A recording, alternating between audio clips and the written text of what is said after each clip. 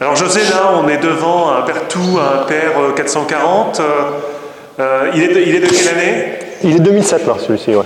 D'accord, ouais, c'est un Boxer 4000R plutôt. Ouais, hein. donc 4000, c'est un Boxer 4000R, donc c'est le PR 440, c'est-à-dire c'est un 40 km/h, 4000 litres quoi. D'accord. Tu traites tout avec? Qu'est-ce que tu fais? Bah, jusqu'à maintenant, il faisait tout, c'est-à-dire qu'on déployait, il faisait entre 2500 et 3000 hectares par an. Maintenant, il fait moins du fait qu'on ait le traîné quoi, en plus quoi. D'accord, ici là le ténor. Le ténor, voilà. C'est en bas volume, hein, on peut dire ça. Hein. Bah, on va volume de 50 à 150 litres hectares quoi. Donc, Tu descends jamais en dessous de 50 litres? non, non, non. D'accord. Tu as monté aussi le télégonflage dessus? Le télégonflage dessus, ouais, tout à fait. Ok, Ouais. pourquoi tu as monté le télégonflage? Bah, c'est pour pouvoir passer, notamment lors des premiers passages, sans faire d'ornirage, quoi. Sans marquer. Sans marquer le sol, pour pouvoir après, si j'ai un seuil d'intervention qui est optimal par rapport au stade de la culture ou des mauvaises herbes, bah, ça me permet de me franchir de la portance du sol avec le télégonflage, quoi, en fait. D'accord. Tu es en quelle monte de pneumatique là? 480 par 46. D'accord. Alors qu'est-ce que tu penses de cet automoteur? Bah, cet automoteur-là, c'est un appareil qui est fiable. C'est ce que je recherchais en automoteur de pulvérisation. Le système d'avancement, donc c'est hydraulique, hydrostatique. Le seul reproche que je pourrais y faire, c'est par rapport à la sensibilité en fait de la poignée d'avancement, où on n'est pas très précis, quoi. Les nouveaux modèles maintenant ont des moteurs hydrauliques rapides avec réducteur intégré qui apportent en fait de la puissance et de la progressivité, et c'est ce que je n'ai pas sur cet appareil là quoi. Et tu le trouves pas assez Pas assez précis au niveau de l'avancement quoi, au niveau de la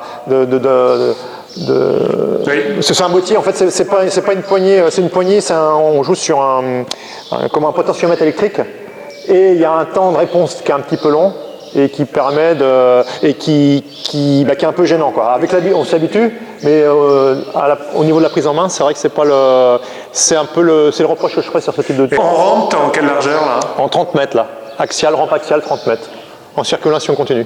Donc avec coupure Pneumatique quoi, des tronçons. Quoi. Alors tu as le système RTK, on l'a vu tout à l'heure. Oui. Coupure de tronçon. Hein. Oui. Également ça de plan. Oui, tout à fait. Ouais. Le coupure de tronçon, c'est le SAT plan, oui. D'accord. On est coupure par tronçon, donc là on a le maximum de tronçons, on est à 10 tronçons de 3 mètres en fait. Quoi. Donc c'est bien segmenté quoi. Bah, l'intérêt c'est que quand on est en coupure de tronçon, c'est d'avoir le maximum de tronçons pour optimiser le. D'accord. Et la suspension de la rampe au travail, est-ce que ça va? Ouais, bah là il y a une suspension à boule d'azote de la rampe, oui. Plus la suspension pneumatique du châssis, donc là c'est vrai qu'en termes de suspension on est très bien.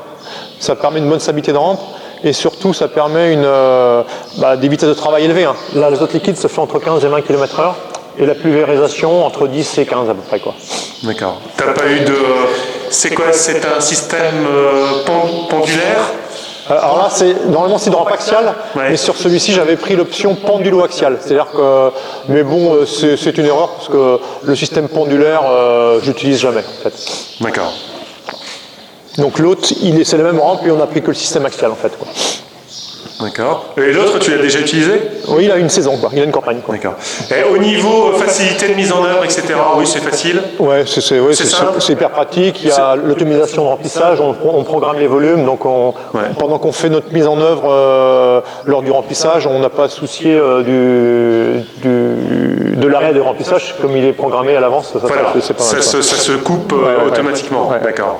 Donc bien quoi, t'as pas eu de panne Non, sur cet appareil-là. Avant j'avais un Boxer 3000, pareil, c'est pour ça que je suis reparti sur le même type d'appareil qui était très, très fiable. En pulvérisation, il faut qu'on ait un appareil qui soit performant, mais fiable, toujours pas. Bah oui, parce que c'est quand même un poste les interventions stratégique quoi. Voilà, ouais. Hein. D'accord, la garde au sol, t'as une bonne garde au sol. Là on est à 1m10, donc il n'y a pas de souci particulier quoi. Et en buse, qu'est-ce que tu utilises en buse? Que de l'injection d'air. D'accord. Pour tout traiter, même tes... Ouais, tout. Ouais. Donc là, on a du bleu, lilas, rouge, et j'ai même du jaune, quoi. Et là, t'es quelle marque, là? Albuse. Qu'est-ce que tu en penses? Là, c'est au niveau longévité dans le temps, comme on a une partie comment on va dire, renforcée en céramique, là, ouais. Donc c'est très bien, quoi. Le seul, faut faire gaffe, avec des eaux chargées en sable, on peut avoir tendance peut-être à abîmer la sortie de la buse, quoi, en fait, quoi. Et à user à une Et à mesure. user du coup plus vite, quoi. Et tu as une filtration au niveau de la buse ou pas? Ouais, là on a 3 filtrations. Filtration principale, au tronçon et à la buse, quoi. Et oui, et toi, du fait de ton eau chargée en sable, tu es peut-être obligé d'avoir une filtration. Non, parce qu'en fait, moi, mon eau, si tu veux, elle passe dans un adoucisseur et elle est filtrée. C'est juste pour bloquer si on a des précipitations, notamment de réaction de certains produits, des dépôts. Bah, c'est pour éviter de les retrouver à la buse. Je préfère qu'ils s'arrêtent au filtre de tronçon ou au filtre de buse pour ne pas être. Le but, c'est de ne jamais être en buse bouchée au travail, quoi, en fait, quoi. Bah oui, ouais, ça c'est. Et si je génère un petit peu de dépôt, bah, c'est lors du rinçage de l'appareil que là j'interviens justement sur mes filtres de buse. Je contrôle les filtres, voir s'il y a un petit peu de dépôt, quoi. D'accord. Voilà. Et en motorisation, t'es quelle puissance là? En 200 chevaux. Ouais, il faut ça quoi. Donc, ouais, donc c'est. Sur terrain, là j'ai un témoin de charge, on est souvent à 50-60% de la puissance.